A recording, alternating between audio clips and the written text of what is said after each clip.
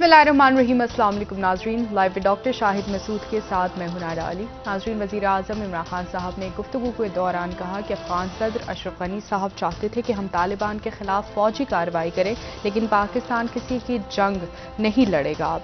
जबकि बिलावल भुट्टो ज़रदारी साहब ने इंदिया दिया है कि कारकुन तैयार रहें, पाकिस्तान में कभी भी आम इंतखाबात हो सकते हैं। दूसरी जानिब इलेक्शन कमीशन ऑफ पाकिस्तान ने इंट्रा पार्टी इंतखाबात ना कराने पर वज़ीर आज़म इमरान खान साहब को शो कॉज नोटिस जारी कर दिए हैं। इस समय दिन भर जो अहम मौजूआत रहे हैं उन पर बात करेंगे। हमारे साथ स्टूडियो में मौजूद हैं डॉक्टर शाहिद मसूद। अस्सलाम वालेकुम डॉक्टर साहब। वालेकुम भी आपको। डॉक्टर साहब, बिलावल साहब ने जो इंदिया दिया है कि कारकुन तैयार रहे, आम इंतखाबात कभी भी हो सकते हैं, क्या ऑपोजिशन की या पीपल्स पार्टी की तैयारी है जिसकी वजह से बिलावल साहब आम इंतखाबात की इस वक्त बात कर रहे हैं? ये तो बिलावल साहब भी बताएंगे कि उन्होंने कैसे देखे आम इंतखाबात आते हुए, और कब होंगे और कैसे होंगे और कौन करवाएगा, और इस बारे में मैं तो कोई तज़िया नहीं दे सकता। तो बिलावल साहब खुद ज़्यादा बेहतर इस पर बात कर सकते हैं। फिलहाल तो सूरत हाल ये है कि आज़ाद कश्मीर के वज़ीर आज़म जो है उनका जो है वो चुनाव वगैरह हो रहा है, डिसाइड हो रहा है कि कौन, इमरान खान साहब पार्लिमानी पार्टी। और दूसरी जो बात है वो ये है कि एक बड़ा ख़तरनाक सा, बड़ा पेचीदा सा मोड़ जो है वो इस वक्त आ रहा है इस पूरे बड़े खेल में। और मैं ज़रा उसको पहले भी मैं उसकी तरफ इशारा करता रहा हूँ, और आज मैं उसको थोड़ा सा अपने तज़िये को थोड़ा सा आगे बढ़ाऊँगा। पहली बात तो ये तय है कि पाकिस्तान में जो भी कुछ होगा उसको खित्ते के वाक़यात करेंगे। मतलब पाकिस्तान के अंदर सियासत और सियासी जमातें और धरने और मुजाहिरे, इसके नतीजे में कुछ नहीं होने जा रहा। जो भी कुछ होने जा रहा है वो खित्ते के वाक़यात ठीक है। हाँ, मैं एहतसाब, अब देखें ना, इस्लाहात होनी थी तो डॉक्टर इशरत हुसैन साहब चले गए। इंतहाई ज़बरदस्त शख्सियत डॉक्टर इशरत हुसैन साहब की, और ये स्टेट बैंक के गवर्नर भी अक्सर आप कोई नोट वगैरह भी उठाते हैं तो पीछे वो इशरत हुसैन लिखा होता है, साइन उनके जो है। तो गवर्नर स्टेट बैंक भी रहे हैं, और उसके बाद ये IBA को इन्होंने हेड किया है, और IBA को इन्होंने हेड किया, और कमाल इनके स्टूडेंट्स वहाँ पे जो इनके बारे में इनको याद करते हैं, और as a governor State Bank भी। और फिर ये खान साहब के साथ आए थे, और इन्होंने रिफॉर्म्स का जो पूरा पुलिस रिफॉर्म्स और FBR में कैसे रिफॉर्म्स होंगी, वो बड़े ज़बरदस्त आदमी है। मतलब ऐसे मेरा ख्याल है कि चंद अफराद जो कि मुख्तलिफ शोबों में, अताउर रहमान साहब हो गए या इशरत हुसैन साहब हो गए, तो अब वो भी अलग हो रहे हैं, क्योंकि उनको वज़ीर आज़म हाउस में बैठी हुई चंद शख्सियात ने जो है वो इस कदर बेजार किया है। बहुत अच्छी इनकी रिकमेंडेशंस थी, मगर उनमें से किसी एक रिकमेंडेशन के ऊपर काम नहीं करने दिया गया। तो उसकी वजह से डॉक्टर इशरत हुसैन साहब, उनकी इज़्ज़त हमेशा वैसे ही रहेगी पाकिस्तान के अंदर भी और बाहर भी, और चंद बड़े नामों में से एक नाम, लेकिन वो जो है उनका वो अपना गालिबन इस्तीफ़ा दे रहे हैं। और इसके साथ ही वो जो मैं बात कहता था कि कोई इस्तिलाहात नहीं होंगी कहीं पर भी, तो उसकी वजह यही थी कि मुझे ये इत्तलात मुसलसल मिल रही थी कि इशरत हुसैन साहब की जितनी भी रिकमेंडेशंस हैं कि पुलिस या कस्टम्स या FBR या मुख्तलिफ शोबों, उसको वज़ीर आज़म हाउस में बैठी शख्सियात जो हैं वो उनको उठा के साइड पर फेंक देती हैं। तो इशरत हुसैन साहब ने बहरहाल अपना काम अच्छा किया, बहुत अच्छा किया, और जहाँ तक वो कर सकते थे उन्होंने किया। लेकिन उसके बाद जाहिर है कि वो फिर उन्होंने अलग होना गालिबन मुनासिब समझा। अब इस पे देखते हैं कि वज़ीर आज़म साहब उनको रोक पाते हैं नहीं। एसेट हैं, इशरत हुसैन साहब बहुत बड़ा एसेट हैं, वज़ीर आज़म बहुत बड़ा नाम है। मैंने बताया गवर्नर स्टेट बैंक और IBA के हेड, और बिल्कुल आप कहते हैं ना चंद शख्सियत, अताउर रहमान साहब जैसे, जिनको एक्सपीरियंस है अपनी फील्ड का, तो वो एक ही शख्सियत इस टीम में रह गई थी जो कि रिफॉर्म्स कर सकते थे। बाकी तो बहुत से लोग अलग हो गए। तो इनको, और ये चूँकि सियासी आदमी नहीं है, तो इनको रोकना बहुत ज़्यादा ज़रूरी है। इमरान खान, ये शब्बर जैदी आए, वो चले गए, मतलब अब इशरत हुसैन साहब को रोकना इमरान खान साहब के लिए ज़रूरी है। अगर ये चले जाते हैं तो 3 सालों से जो रिफॉर्म्स की सारी बात हो रही थी वो इस मरहले पर ख़त्म हो जाती है। और इन्होंने बड़ा अच्छा मुख्तलिफ अदारों के हवाले से बनाया था। तो एक तो ये बात हो गई।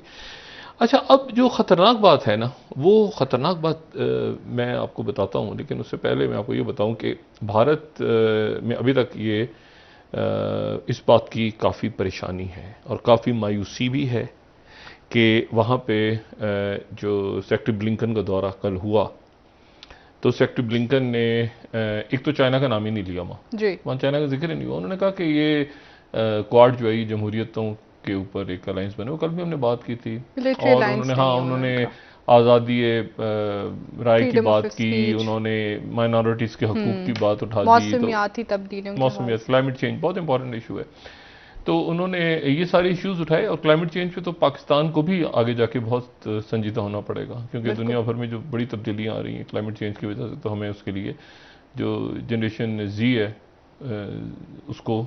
उसके लिए ये बहुत बड़ा मुसीबतों का पहाड़ आगे लेके ये आएगा इशू, अगर इसको हमने हैंडल नहीं किया तो।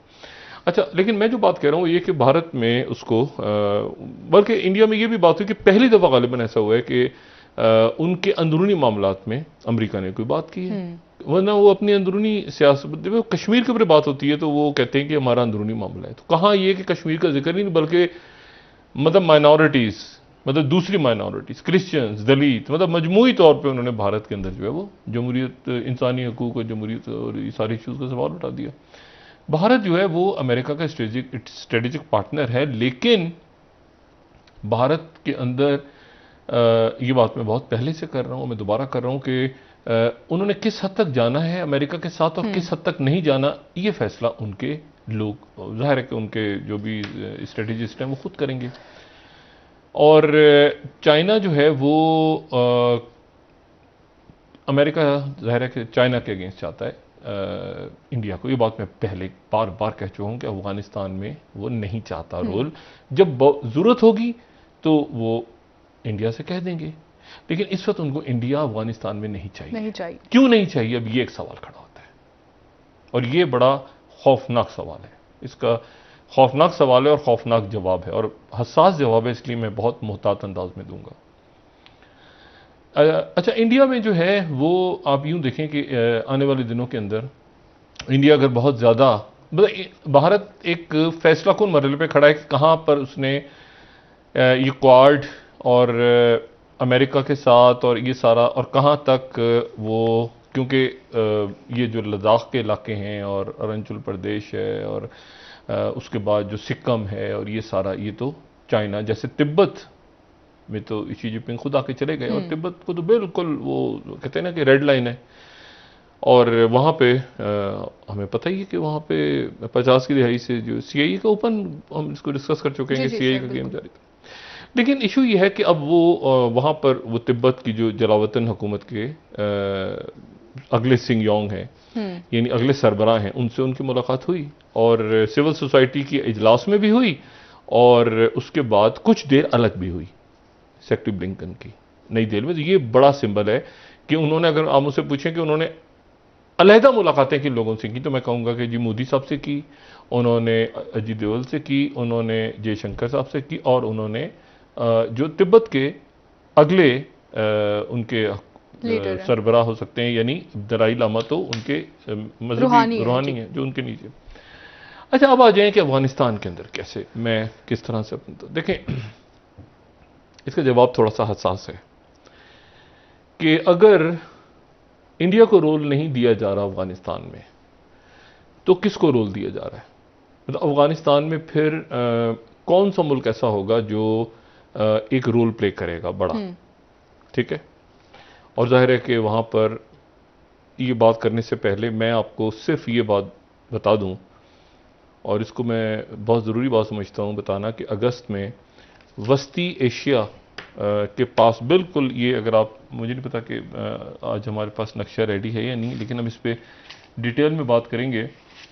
लेकिन ये है कि बिल्कुल जो शिंगजुआ का इलाका है चाइना का, जो कि शिंगजुआ का इलाका है चाइना का, जो कि शुमाली चाइना का इलाका है, और ये वो इलाका है जो कि मशरिकी, ये देखें ये बिल्कुल शिंगजांग के साथ, और ये वो इलाका है जहां पर वेस्टर्न थिएटर ही काम करता है, पीएलए का वेस्टर्न थिएटर, यानी वो वेस्टर्न थिएटर जो कि लद्दाख में इन्वॉल्व है। सबसे बड़ा जो वेस्टर्न थिएटर है, जो हम पहले बात कर चुके हैं, वेस्टर्न कमांड थिएटर, उनका सबसे बड़ा जो कि तिब्बत और ये सारा, इस पूरी, वही वेस्टर्न कमांड जो है वो वस्ती एशिया को भी देखता है। सही। क्योंकि बाकी तो उधर चला गया ना, नॉर्दर्न कमांड तो मंगोलिया की तरफ चला गया, तो ईस्टर्न कमांड तो साउथ एशिया, साउथ चाइना सी की तरफ चला गया, तो सदर्न कमांड नीचे। तो वेस्टर्न कमांड सिर्फ इंडिया को नहीं देख रहा, वेस्टर्न कमांड सेंट्रल एशिया को भी देख रहा है। अब ये जो वेस्टर्न कमांड है, ये वेस्टर्न कमांड के अंडर उनका जो एक सूबा है सिंगजुआ, जो अभी नक्शे में दिखाया, वहां पर अगस्त के पहले हफ्ते में यानी चंद दिनों में फौजी मशकें हो रही हैं। और फौजी मशकें किसके साथ हो रही हैं? यानी समंदर में नहीं, ये जमीनी इलाका है। जी जी, ठीक है ना, ये मतलब पहाड़ी और मैदानी इलाका है। तो यहां पे बड़ी फौजी मशकें हो रही हैं, और ये फौजी मशकें हो रही हैं रूस के साथ, रशिया के साथ। ठीक है, और रशिया के साथ, अब रशिया और चाइना अगर यहां एक्सरसाइजेस कर रहे हैं तो जाहिर है कि सामने उनके वस्ती एशिया है, और इंडिया तो नहीं होगा इतना, लेकिन चलें यहां एक्सरसाइज हो रही है। लेकिन मैं आपको असल जो बात है उसकी तरफ आता हूं। देखिए, थोड़ी सी तारीख और फिर उसके बाद वो जो एक हसास बात है वो मैं करूंगा। तारीख ये है कि इंसानी तारीख और इस खत्ते की तारीख, एक तो हम जानते हैं कि ग्रेट गेम यहां पे खेला गया, और ग्रेट गेम जो था वो ये था कि ऊपर ज़ारे रूस था जी, और नीचे सल्तनत बरतानिया थी। ठीक है, अच्छा, जब सल्तनत बरतानिया थी तो साथ ही सल्तनत उस्मानिया भी थी। तो सल्तनत रूस, जो ज़ार वाला रूस था, उसकी इन दोनों सल्तनतों से एक तरह से मुख्तलिफ महाजों पे लड़ाई थी। ठीक है ना, तो एक जो लड़ाई थी वो बरतानिया के साथ जो थी, क्योंकि बरतानिया का ख्याल था कि ये रूस जो है ये आगे बढ़ के अफगानिस्तान, वस्ती एशिया में आएगा, वस्ती एशिया से घुसेगा अफगानिस्तान में, अफगानिस्तान से घुसेगा इंडिया में, और हमारे हाथ से पूरा का पूरा निकल जाएगा, क्योंकि रूस फैल रहा था उस वक्त, ज़ारे रूस वाला रूस जो है। तो वहां पर ग्रेट गेम हुआ। उन्होंने कहा रशिया को ऊपर रोको, तो रशिया को ऊपर रोको, ब्रिटेन ने कहा कि यार ये तो नीचे आ जाएंगे, ठीक है, हमारा जो हिंदुस्तान भी हाथ से निकल जाएगा, जो कि जियोलिंदा करो हीरा है ताज का, हमारी जो सल्तनत बरतानिया है, तो इसको रूस को रोको। तो रूस को रोकने के लिए फिर ये ग्रेट गेम जो है ये खेला गया अफगानिस्तान और वस्ती एशिया में, लेकिन ज्यादा अफगानिस्तान में। ठीक है, और उसमें बरतानिया कामयाब हो गया कि रूस को वहां रोक ले। अच्छा, और लेकिन उसमें आप समझें कि उसके नतीजे में इतना नुकसान हुआ कि वो कहते हैं कि पहला जो ग्रेव यार्ड और एम्पायर्स में पहली जो ग्रेव थी वो सल्तनत बरतानिया की थी। ठीक है, उसके बाद दूसरी जो ग्रेव है वो सोवियत यूनियन की हुई, और तीसरी जो कवर है ना ग्रेव यार्ड ऑफ एम्पायर्स, तो तीसरी जो है फिर अमेरिका यहां से निकल गया। मैं इससे मुत्तफिक नहीं हूं कि अमेरिका निकल गया, और अमेरिका मौजूद है। अमेरिका ने अपनी वो थोड़ी सी बस अपनी पोजीशन जो है वो आगे पीछे दाएं बाएं, स्ट्रेटेजिक रिट्रीट आगे पीछे बिल्कुल। अच्छा, अब इसमें इशू ये है कि एक तो इंडिया का रोल जो है वो चाइना के अगेंस्ट आगे जाके तल्ख होने जा रहा है, क्योंकि इंडिया इसके बाद जो है वो जाहिर है कि डिसएंगेजमेंट की बात हो सकता है, चाइना उनको थोड़ा सा इस मरहले पे इंडिया को रिलीफ दे। ये बात बड़ी इंपॉर्टेंट है, रिलीफ दे, इंडिया को रिलीफ दे कि इंडिया जो है वो अपने आप को अमेरिका से दूर करे, अभी भी मौका है। ठीक है, लेकिन वो ये बड़ा ट्रिकी गेम है। मैं आपको बताता हूं कि मैं ये बात क्यों कह रहा हूं। और उसके नतीजे में अमेरिका जो है वो अमेरिका से दूर हो, और फिर उसके बाद और अगर ऐसा नहीं होता तो चीन दबाएगा प्रेशर और। अच्छा, अफगानिस्तान जो है ना, उसमें जो अब बात मैं कह रहा हूं, अब ये इंपॉर्टेंट है। मैं बड़े दिनों से आपसे ये बात पहले भी कह चुका हूं कि तारीख में जो बड़ी सल्तनतें रही हैं उनमें से एक सल्तनत उस्मानिया रही है। जी बिल्कुल। और सल्तनत उस्मानिया की, एक तो सल्तनत बरतानिया की जंग हुई ना रूस से, तो ग्रेट गेम हुआ है। जो सल्तनत बरतानिया की लड़ाई, सल्तनत उस्मानिया की लड़ाई हुई है ना रूस के साथ, सल्तनत रूस के साथ, जो 12 जंगें हुई, और 12, मैं हमेशा कहता हूं 12 में से 10 जंगें सल्तनत उस्मानिया हार गई, और और 2 जंगें जो है वो जीती। और उन जंगों में भी इसलिए जीती कि उनकी मदद के लिए यूरोप आ गया था। ठीक, यूरोप सल्तनत उस्मानिया की मदद के लिए आ गया था। यानी इस तरह की सूरत हाल थी कि यूरोप को डर था कि कहीं ये रूस आगे ना बढ़ जाए। ठीक है, तो ये 16वीं सदी से लेकर 20वीं सदी तक हुआ। अच्छा, उसके नतीजे में क्योंकि सल्तनत उस्मानिया फिर कमज़ोर होती गई, इधर से भी लड़ाइयाँ हो रही हैं, उधर से साजिशें हो रही हैं, इधर, तो फिर उसके टूटने में रूस का बहुत बड़ा हाथ है। सल्तनत उस्मानिया के टूटने में रूस का बहुत बड़ा हाथ है, ठीक है। और उसके बाद जब ये नया नक्शा बना मशरिक़ वुस्ता का, तो हमेशा हम कहते हैं ना फ्रांस और बरतानिया ने मिलकर बनाया, थोड़ा बहुत रूस की भी रजामंदी थी कि इससे आगे मत फैलना, तो यहीं तो रुकना, ठीक है। सल्तनत उस्मानिया के, तो सल्तनत उस्मानिया और रूस की नहीं बनी। और उसका एक मजहबी हवाला भी है, क्योंकि बाज़ंतीनी सल्तनत की जब शिकस्त हुई, तो जो मैं ये बात पहले भी कह चुका हूं, तो बाज़ंतीनी सल्तनत को सल्तनत उस्मानिया उसके बाद आई जी। और बाज़ंतीनी सल्तनत जो थी वो चली गई, उसका जो पहले वो आर्मीनिया में गया, ऑर्थोडॉक्स चर्च, जो कि जिसका मरकज टर्की था, कुस्तुनतुनिया था। और वहाँ पे हमें पता है कि जिन चर्चिस को अभी मसाजिद बनाए का दर्जा दिया जा रहा है, ऑर्थोडॉक्स चर्च हैं। तो इसीलिए जो कैथोलिक ममालिक हैं उनकी तरफ से ज़्यादा आवाज़ नहीं आ रही, ठीक है। आपको बहुत ज़्यादा आवाज़ आती नज़र नहीं आएगी कि टर्की के अंदर, क्योंकि ऑर्थोडॉक्स नहीं कर रहे हैं, कोई चुप है, इसलिए पोप भी चुप है, इसलिए चुप है कि ऑर्थोडॉक्स क्रिश्चियंस हैं। ये वो क्रिश्चियंस हैं जिनका मरकज़ पहले कुस्तुनतुनिया था, फिर मरकज़ आर्मीनिया हो गया, और फिर मरकज़ इनका रशिया हो गया। प्यूटन जहां पे ऑर्थोडॉक्स चर्च को हेड करते हैं, तो ये ऑर्थोडॉक्स चर्च वो है जिसको अमेरिका या पोप या ब्रिटेन नहीं, आपने कभी नहीं सुना होगा ना कि चर्च को मस्जिद बना दिया तो उसमें बहुत ज्यादा एहतजाज हो रहा है। ना ना ना ना ना, बस मुनासिब सा थोड़ा सा बयान, मुजम्मती बयान खत्म। क्योंकि ये क्रिश्चियनिटी का एक बहुत जो है ना, ये जब टूटी थी सल्तनत रोम, तो उसके बाद वो बाज़ंतीनी एम्पायर और रोमन एम्पायर, रोमन पहले खत्म हो गई थी, बहुत पहले भी कह चुके, ये बाज़ंतीनी सल्तनत रही थी, और बाज़ंतीनी सल्तनत पर खत्म हुई थी, उस्मानिया सल्तनत उस्मानिया आ गई थी। अच्छा, इसको भी ध्यान में रखें, तो रूस और तुर्की की नहीं बनी तारीखी तौर पे, यानी अच्छा, और इससे भी पहले चले जाएं अगर, तो फिर वो दिन आते हैं कि जब वो जो बात है कि जो कि मुकद्दस किताबों में अहदनामा कदीम में मिलती है कि ये यहाँ सारे इलाकों में जो हैं वो हज़रत नूह अलैहिस्सलाम के तीसरे बेटे हज़रत याफिज़, मुसलमान तो नहीं थे वो, लेकिन याफिज़ जो हैं वो यहाँ पे ओरल पहाड़ों और वोल्गा पहाड़ों के दरमियान आके आबाद हो गए थे। और उनका जो बेटा था उसका नाम था तुर्क, और उनके 8 बेटों में से एक का नाम जो है वो तुर्क था। और उससे फिर ये तुर्क कबाइल आगे बने, और ये पूरी वस्ती एशिया और यहाँ पे और यूरोप के अंदर भी, और सारे, और साम जो थे उनसे अरब दूसरे बेटे से, और हाम को बदवा लग गई, ये जो वो उनसे स्याफाम। अच्छा, तो बात यह है कि वो फिर याफिस के बेटे से तुर्क, और फिर तुर्क से नीचे एक जो ततुक बेटा था वो अजम का यानी ईरान का बना बादशाह, और फिर आगे इस खत्ते के अंदर। अच्छा, इसके ऊपर जो है वो बहुत ज़्यादा मटेरियल मौजूद भी है, हम बात भी कर चुके हैं, वो तारीखी हवाले भी दिखा चुके हैं इससे पहले, कि जिसमें वो एक अरबिक जो पुराना एक नुस्खा है 14वीं सदी का, और जिसमें वो पूरा बताया गया है कि ये अफरासायाब जो है ये आगे बेटा याफिस का था, पूरा बिन करते करते वो आगे चले गए। और इसके ऊपर ईरान इस बात को नहीं मानता, ईरान के अंदर ये तारीख नहीं बताई जाती, पाकिस्तान में भी तारीख नहीं बताई जाती, लेकिन तुर्क और वस्ती एशिया में ये तारीख जो है वो अपनी जगह मौजूद है। तो बहुत सारे इख्तलाफात हैं तुर्की के और रशिया के, ठीक है। और वो इख्तलाफात हमको आज भी सैकड़ों सालों के बाद हमें कभी वो आज़रबाईजान आर्मीनिया में नजर आते हैं, सर जंग के दौरान हमें तुर्की नेटो के अंदर है, सर जंग के दौरान लीबिया में नजर आते हैं, कभी हमें मेडिटेरियन सी में नजर आते हैं, कभी हमें यूक्रेन के मामले पे नजर आते हैं कि यूक्रेन के ज़ेलेंस्की जो है वो तुर्की के पास चले जाते हैं, हालांकि उनको पता है यूक्रेन को, तुर्की को, कि ये यूक्रेन जो है ये क्रीमिया कितना सेंसिटिव।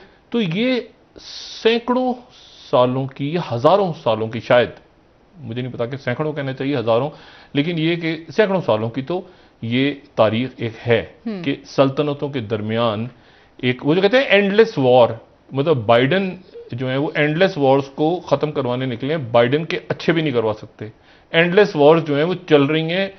ये एंडलेस ख़त्म हो गया कश्मीर का मसला, ये चाइना और ये जो इंडिया के दरमियान सरहदों का मामला ये खत्म हो गया। ये एंडलेस वॉर्स खत्म नहीं होती, ये खामोश हो जाती हैं कुछ अरसे के लिए। तिब्बत खत्म खामोश हो रहा ना कई साल, लेकिन ये अपनी जगह, वो कहते हैं ना, जिसको मैं लफ्ज इस्तेमाल करता हूं, बरिड अलाइव, कि ये जिंदा दफन हो जाते हैं इश्यूज। ये मरे नहीं होते, जिंदा होते हैं और बरिड अलाइव हो जाते हैं और अपनी निकल आते हैं भूत बनकर।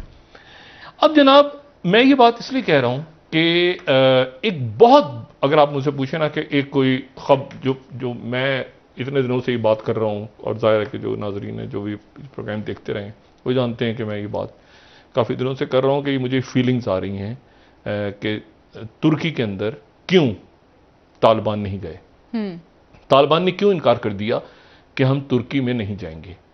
उसकी वजह यह है कि तालिबान को किसी ने तो कहा, तो तालिबान को किसने कहा कि आप दोहा तक तो वो हैं, दोहा में तो है ना, लेकिन उसके आगे तुर्की में नहीं गए। और तुर्की ने जो ऐलान हुआ, तुर्की ने कहा कि हम तो काबुल एयरपोर्ट की बात करेंगे। तो एक अजीब सी सूरत हाल हो गई कि तुर्की इंतजार कर रहा था कि हमारे यहां इस्तांबुल में उस समिट होगी और तालिबान ने मना कर दिया। तो तालिबान ने किसके कहने पे मना किया? पाकिस्तान के कहने पे तो सवाल ही पैदा नहीं होता। तो किसके कहने पे किया? तो मेरा ही अंदाजा था कि रशिया और चाइना के कहने पे किया, और मैं अपने उस मौकफ पे कायम हूं।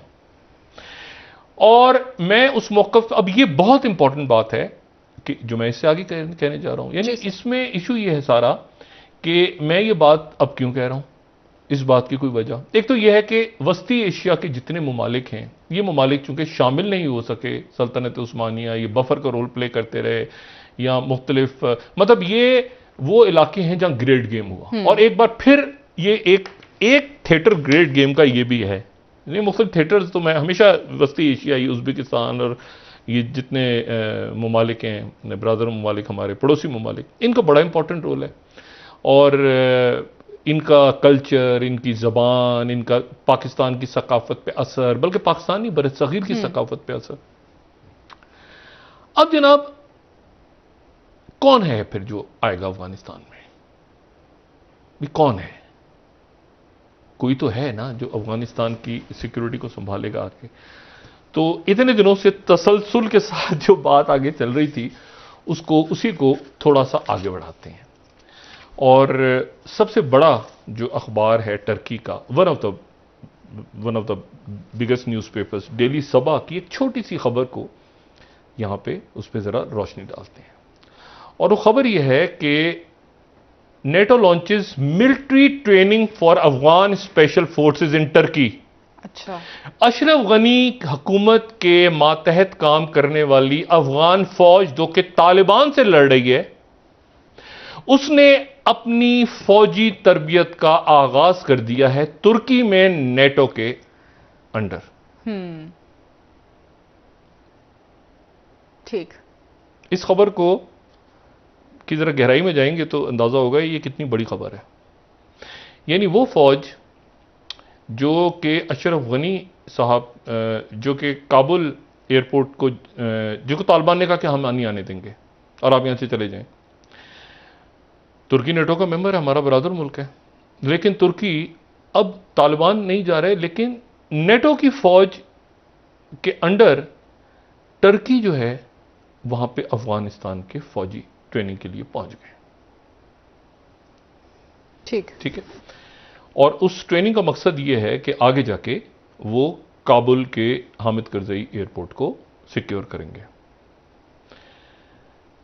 अच्छा, अब इसमें तालिबान जो हैं, एक तो हो गया ना रशिया और चाइना, लेकिन फिर यहां पे तालिबान का एक अपना इशू भी है।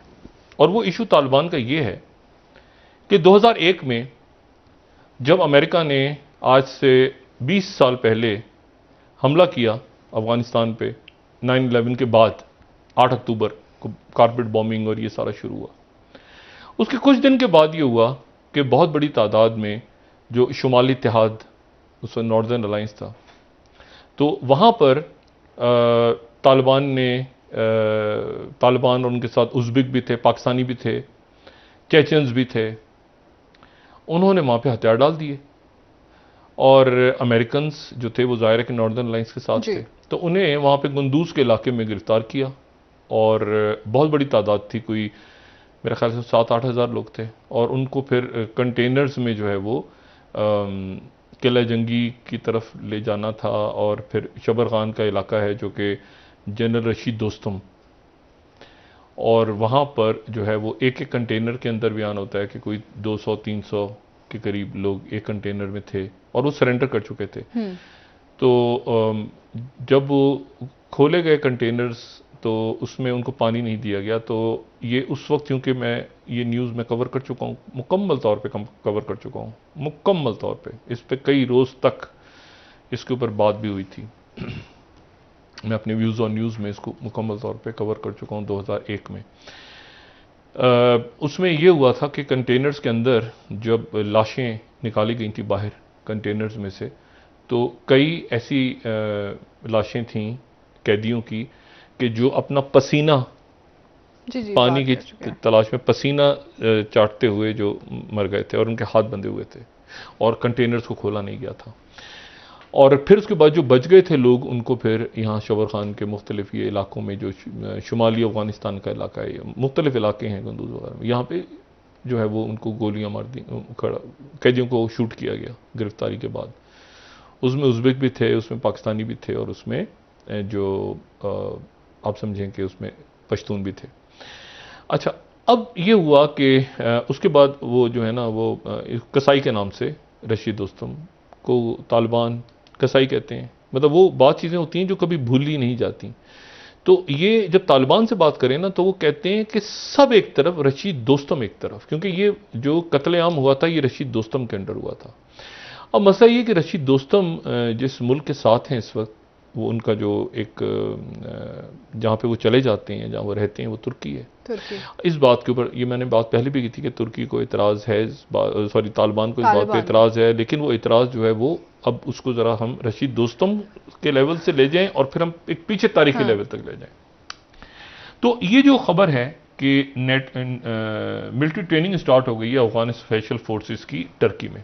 अच्छा, तो यानी इसका मतलब ये हुआ कि अब नेटो के जो ममालिक हैं वो हिंदू इंडियन आर्मी का या भारत की आर्मी का कुछ की तुक नहीं बनती, कुछ तुक नहीं बनती। तो नेटो का चूंकि मेंबर टर्की है, तो अफगानिस्तान की जो ट्रूप्स हैं उनको टर्की ने, टर्की की सॉइल पे नेटो ने ट्रेनिंग देनी शुरू की है जी।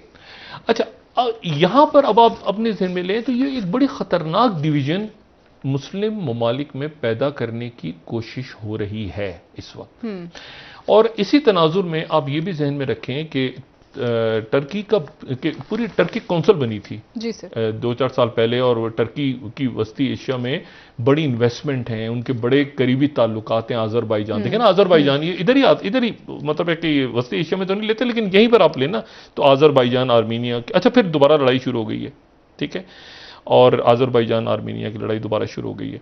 और इसमें अब इशू ये है कि सऊदी अरब किधर है, क्योंकि तालिबान की जो पिछली हुकूमत थी उसको सऊदी अरब, पाकिस्तान और यूएई ने माना था। तो क्या सऊदी अरब इस पूरे खेल से आउट है? हाँ। या इस मरहले पे कहीं सऊदी अरब भी उठा है और उसके वजीर खारजा किसी खास मुल्क का दौरा कर रहे हैं? सऊदी अरब गए ना। अच्छा, इधर ही वफा लेने आप, इससे ज्यादा ठीक है। नाजरीन ब्रेक ले लेते हैं, हमारे साथ रहिए।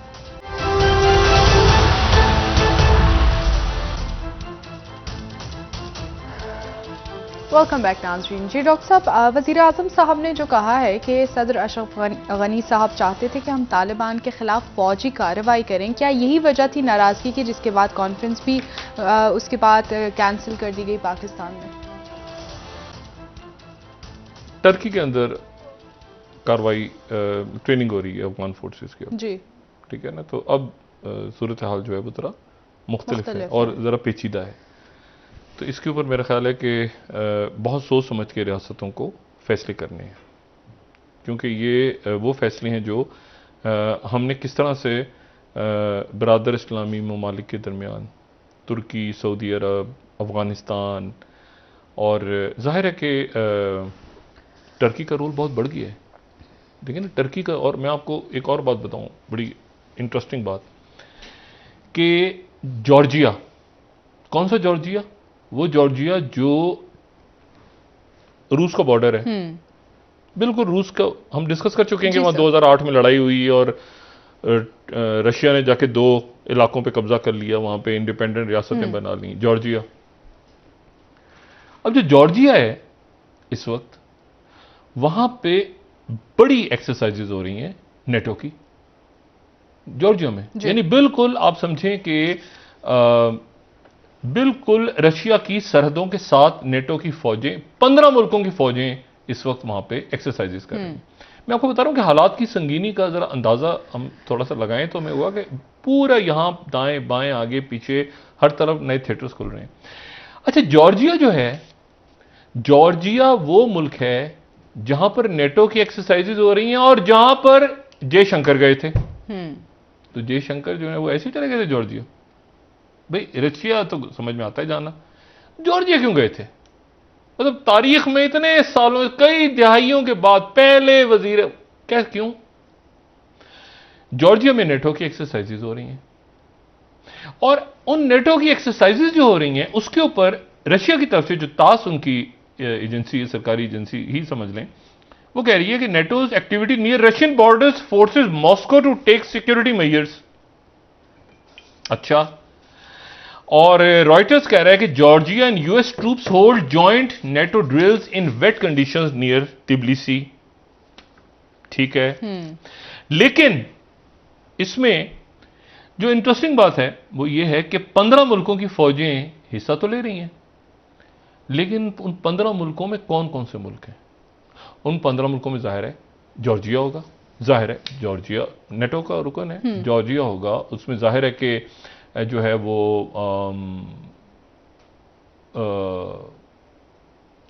बरतानिया होगा, अमेरिका होगा, और उसमें ये सारे मुल्क होंगे। लेकिन उसमें जो इंपॉर्टेंट बात है नेटो की इन एक्सरसाइजेज में, जो कि बिल्कुल बॉर्डर के पास हो रही हैं, उसमें सबसे इंटरेस्टिंग बात जो है वो आपको पता है ना, टर्की अजरबैजान के साथ है। जी सर, बात कर चुके हैं। नेटो का रुकन तो नहीं है, नेटो का रुकन तो नहीं है, लेकिन अजरबैजान टर्की के साथ है और आर्मीनिया जो है वो रशिया के साथ। अब जो आजर न्यूज है, आजर न्यूज खबर दे रहा है कि अजरबैजान के serviceman participates in drills in Georgia. तो अजरबैजान के फौजी भी उसमें हिस्सा ले रहे हैं और उसमें टर्की के फौजी भी हिस्सा ले रहे हैं। ठीक है, जो कि रशिया के बॉर्डर में। मैंने आपको बताया कि टर्की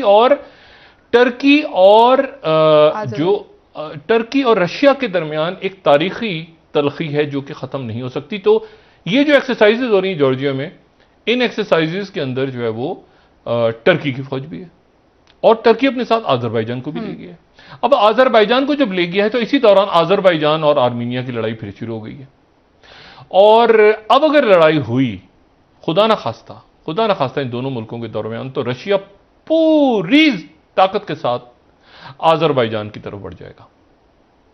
पहले तो आर्मीनिया को शिकस्त हो गई थी ना एक तरफ से, तो पत्ते इतने खुले नहीं थे। अब लेकिन वो आर्मीनिया को शिकस्त नहीं होने देगा टर्की, और टर्की ने मजीद अपनी फौजें और सारे और जो पाइपलाइंस और ये जो रशिया आर्मीनिया को शिकस्त नहीं होने देगा अब इस दफा। और रशिया की फौज अमन फौज के तौर पे मौजूद है ऑलरेडी, उसमें इजाफा होता जा रहा है। वो अमन फौज है, ऑलरेडी मौजूद है। यानी वो नगोर्नो काराबाग और वो जो इलाका है वहां पे रशिया मौजूद है ऑलरेडी। रशिया अमन का किरदार अदा करने के लिए अपनी फौजें उतार चुका है। पीस कीपर मैंने बात पहले की थी ना कि प्रॉक्सी वॉर्स में पीस कीपर्स का भी बड़ा रोल होता है। मॉरिशस को पीस कीपर्स, एनजीओज, प्रोपेगेंडा, ये सारा, तो इसमें पीस कीपर्स का बड़ा रोल होता है। अच्छा, सिविल सोसाइटी, मुजाहिरे, मैं सबको नहीं कह रहा, लेकिन ये नाम बड़े चलते हैं इसमें पूरे। ठीक है, अच्छा, अब इसी दौरान अब आप एक चीज और देखें, ये बड़ी इंटरेस्टिंग डेवलपमेंट है कि वस्ती एशिया के पास रशिया और चाइना एक्सरसाइज शुरू कर रहा है। वस्ती एशिया से थोड़ा ऊपर जॉर्जिया में नेटो की एक्सरसाइज शुरू हो गई और अफगानिस्तान की फौजें टर्की में ट्रेनिंग के लिए पहुंच गई। ठीक, अब मुझे बताएं कि अगर यानी वहां पर अगर आपको नजर आए मुस्तकबिल में अपनी फौजें जो ट्रेनिंग ले रहे हैं टर्की में, वहां पे आपको अफगानिस्तान के नेशनल सिक्योरिटी एडवाइजर नजर आए अपनी फौज को ट्रेनिंग देती फौज की हौसला अफजाई करते हुए, तो पाकिस्तान की क्या पोजीशन होगी?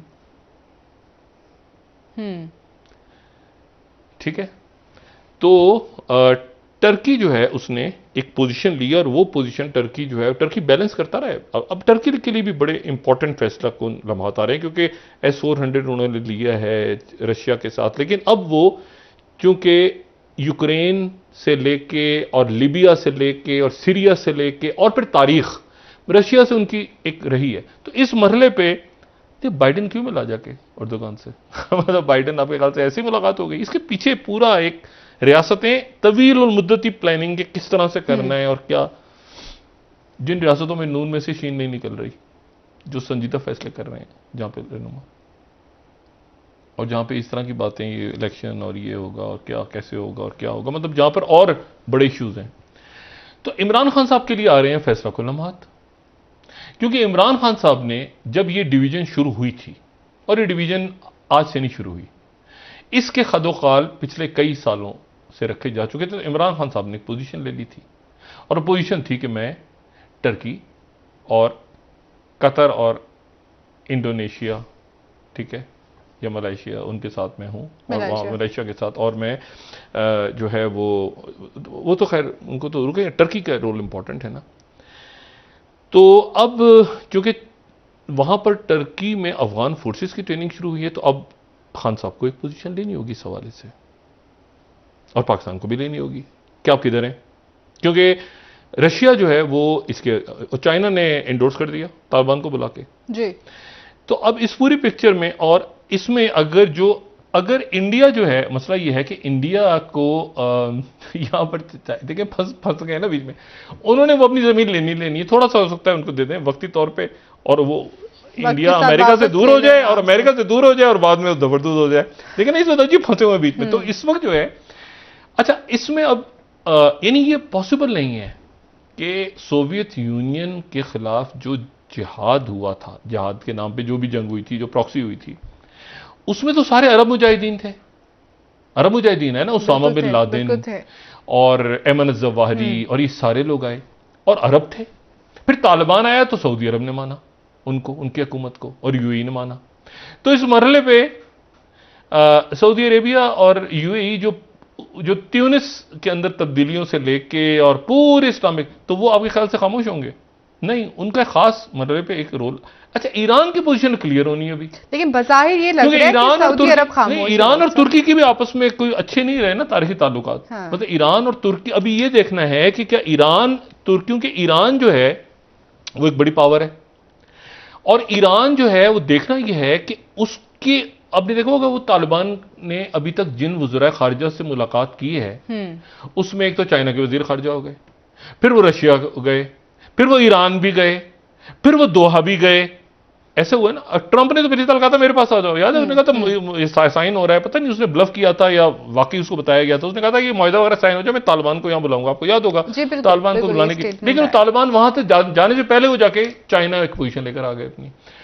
अब सवाल यह है कि दोहा में मुज़ाकरात अब होने हैं, अब ये इस पॉज के बाद कि जब सऊदी वजीर खारजा के हवाले से डॉक्टर साहब जी बात कर रहे थे, सऊदी वजीर नहीं, सऊदी वजीर खारजा ने दौरा किया ना पाकिस्तान का, तो सऊदी वजीर खारजा भी, मतलब सऊदी अरब भी एक पोजीशनिंग तो लेगा ना इस पूरे रीजन में। सऊदी अरबिया एक बड़ी यूएई पोजीशनिंग लेगा, बाकी मुल्क लेंगे, अरब ममालिक हैं सारे, और इसके ऊपर यहां पर यह देखना है सिर्फ कि ईरान की क्या पोजीशनिंग होती है, और चाइना और रशिया जो है वो यहां पे खुल के सामने आ गए, और खुल के सामने आए हैं वो, क्योंकि उनके बॉर्डर पे नेटो की एक्सरसाइज, इससे पहले वो नेटो की एक्सरसाइजेज जो यूक्रेन के ये ब्लैक सी में हुई थी, जिनके ऊपर फायर वगैरह खोले थे रशिया ने, और चाइना साथ, और चाइना और रशिया मिलकर दोनों वेस्टर्न थिएटर के अंदर एक्सरसाइजेस कर रहे हैं। यानी ये वेस्टर्न थिएटर की एक्सरसाइजेस जो है ये वो साउथ चाइना सी के लिए नहीं है, ये यहां पे, और ना ही इंडिया के लिए। इंडिया के लिए क्यों होंगे? इंडिया के लिए तो वो काफी है ना, वो जो लद्दाख वगैरह में चल रहा है, ये हो रहा है सेंट्रल एशिया के लिए एक्सरसाइजेस, ठीक है। तो अब बस ये कि इस पूरी पिक्चर में अगले चंद रोज जो हैं, अगले चंद रोज के अंदर ये बातें सारी खुलेंगी और चीजें सामने आएंगी कि कौन कहां पे है, कौन किसने क्या पोजीशन लेनी है। अमेरिका, चाइना, रशिया का एक थिएटर यहां साउथ चाइना में है, एक थिएटर जिसको एशिया पैसिफिक या इंडो पैसिफिक कह दें, एक अफ्रीका में है, एक मेडिटेरियन में है, एक सेंट्रल एशिया, अफगानिस्तान, यहां पर इस पूरे रीजन में पाकिस्तान भी है, ईरान भी है, ये पूरा। तो ये एक, और उसके इसी के साथ आप जॉर्जिया को जोड़ दें, इसी के साथ बेलारूस को जोड़ दें, इसी के, ये पूरा का पूरा रशिया है ना, रशिया ठीक है ना। तो मतलब जो है वो अंकल सैम एक तरफ है और ड्रैगन और बियर एक तरफ है। ठीक है सर, ब्रेक ले लेते हैं, वापस आके मजीद बात करेंगे आपसे। नाज़रीन एक ब्रेक, हमारे साथ रहिए।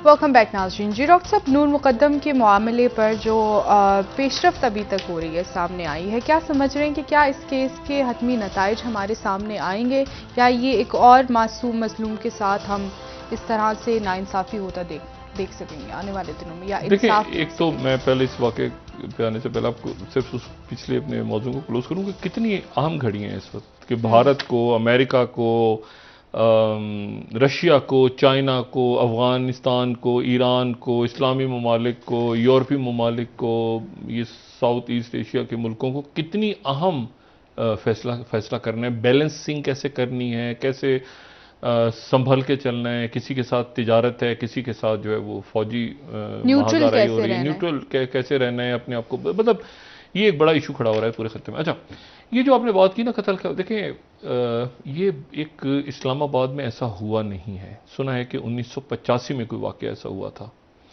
और 1985 के बाद शायद ये पहला वाक़या बयान होता है कि कोई ऐसा वाक़या इस्लामाबाद में पेश आया। ये लड़का 28 साल का है जिसने कत्ल किया, और एक अच्छी फैमिली, बड़ी फैमिली का लड़का, और इसने जो है वो यानी अमीर फैमिली का बेटा, और बड़ी यानी इनकी फैमिली जो है वो तहरीक पाकिस्तान तक उनकी खिदमत जाती हैं। एक तो भाई इनके वालिद तो कारोबारी हैं, लेकिन फैमिली के जो हैं वो एक बड़ी रिस्पेक्टेबल फैमिली का ये लड़का है। अब इशू ये है कि वो जो इसमें रोज़ नई कहानी खुल रही है। मिसाल के तौर पर ताज़ा तरीन कहानी ये है कि ये जा रहा था अमेरिका, लेकिन ये अमेरिका जो जा रहा था, तो ये अमेरिका कत्ल के बाद नहीं भाग रहा था। कत्ल के बाद तो इसने भागने की कोशिश की थी गालिबन, लेकिन उससे कत्ल से पहले ही अमेरिका जा रहा था 19 तारीख को जी। और 19 तारीख को ये कत्ल से पहले अमेरिका जा रहा था। तो जो रात की इसकी फ़्लाइट थी, जो कि गालिबन 2 या 3 बजे की इस्लामाबाद की से फ्लाई करना था, जो भी फ़्लाइट थी इसकी, तो जब ये इसने टैक्सी वगैरह बुक कराई, तो जब ये एयरपोर्ट गया है तो इसके साथ वो बदकिस्मत लड़की भी थी। वो लड़की इसको रोकने की कोशिश कर रही थी कि तुम ना जाओ। तो अब ये वो लड़की कस्टडी में भी थी, लेकिन वो एयरपोर्ट से वापस लाई और नंगे पैर वो गाड़ी में, टैक्सी में बैठी हुई थी, और उसको वापस लेकर आई। फिर इसने कहा अच्छा मैं नहीं जा रहा, मैं वापस आ गया। और वापस आने के बाद इसने फिर जो भी वाक़यात हमारे सामने आ रहे हैं आहिस्ता आहिस्ता, कि इसने लड़की पे जो है वो तशद्दुद किया, खंजर, और फिर उसके बाद सर कलम कर दिया। और इशू इसमें दूसरा जो आ रहा है वो ज़्यादा अजब सा है, वो ये है कि इस दौरान ये अपने घर वालों से गुफ्तगू करता रहा, और कत्ल करके जब यानी बीहेडिंग हो गई थी, सर कलम हो गया था, तो उस दौरान भी और उसके बाद भी इसकी अपने वालिदैन से बात होती रही है। और उसके बाद फिर इसने कोशिश की कि मैं यहाँ से निकलूँ, यानी अगली फ़्लाइट लेके निकल जाऊँ, लेकिन उसके बाद ही गिरफ्तार हो गया। तो इसकी नई से नई जो रोज़ वाक़यात सामने आ रहे हैं, और ऐसे चूँकि इस्लामाबाद, मैंने आपसे कहा ना कि, और यहाँ पर इस जो लॉ एंड ऑर्डर के इश्यूज़ हैं, और यहाँ पर जो मनशियात हैं, और जो आइस है, और ये जो जराइम पेशा नासिर, ये इतना ज़्यादा हो गया है, इतना पिछले चंद सालों में जी सर। और उसके असरात फिर आपको कभी यही है ना, कब्जा ग्रुप मुख्तलिफ, आपको सड़कों पे आप चाइना कटिंग, और आपको देखें ड्रग माफिया, बहुत शुक्रिया डॉक्टर साहब, बहुत शुक्रिया। तो ये अब देखना ज़रूरी है कि ये जो मौसूफ हैं, ये सर कलम करके लड़की का और सर काट के, और उसके बाद अपने घर वालों से, और इतना कॉन्फिडेंटली 28 साल का लड़का है, और ये तो पकड़ा गया यहाँ पे, इसने शायद इससे पहले भी कोई बड़े जराइम में मुलव्वस था। जी डॉक्टर साहब, बहुत शुक्रिया डॉक्टर साहब। तफ्तीश जो है वो जी ठीक है। नाज़रीन, प्रोग्राम का वक्त खत्म हुआ, कल इंशाल्लाह दोबारा आपसे मुलाकात होगी। मुझे नाइला अली को इजाज़त दीजिए, अल्लाह हाफ़िज़। जी डॉक्टर साहब, अपना दोस्तों, रिश्तेदारों, दुनिया के लोगों का सब ख्याल रखिएगा। अल्लाह हाफ़िज़।